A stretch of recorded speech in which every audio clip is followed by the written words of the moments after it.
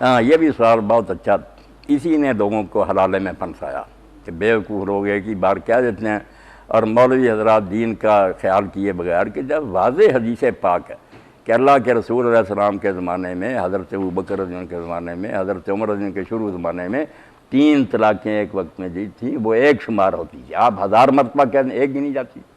اس کے بعد زمانہ عدت میں رجوع گزر بھی جائے عدت تو دوبارہ ان کا نکاح ہو سکتا تھا۔ انہوں نے حضرت عمر رضی اللہ عنہ اپنے زمانے میں ایک سیاسی حکم کہ اگر یہ لوگ بعد نہیں آتے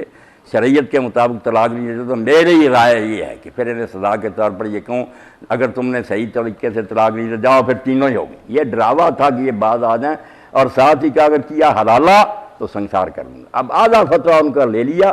کہ تینوں کہہ دیتے ہو گئی، ساتھ ہی سکھا دیتے ہیں کہ حلالہ کرو، تو وہاں حضرت عمر کا فتویٰ کیسے چھوڑ دیتے ہیں کہ حلالہ کیا سنسار کر دوں گا، پتھروں سے اڑا دوں گا، اب صبر کرو۔ یا تو وہ کریں پھر کہ 3 ہی اگر آپ سمجھے اکٹھی دینے سے ہو گئی تو انہیں کہا کام کرو، پھر اب کیا ڈھونڈتے پھرتے پھر حلالہ کیوں بتاتے ہو؟ یا وہ سنت جو ہے حضور کا ہے اس کی طرف لوٹو کہ کسی کی بیوقوفی سے دین نہیں بدل سکتا، اگر اس نے 3 کہیں تو 3 نہیں وہ ایک ہی ہے، اگر عدت باقی ہے تو ویسے رجوع کر لے، واپس لے لے، عدت گزر گئی دوبارہ ان کا نکاح کر، ایک ہی گننی چاہیے ڈاکٹر۔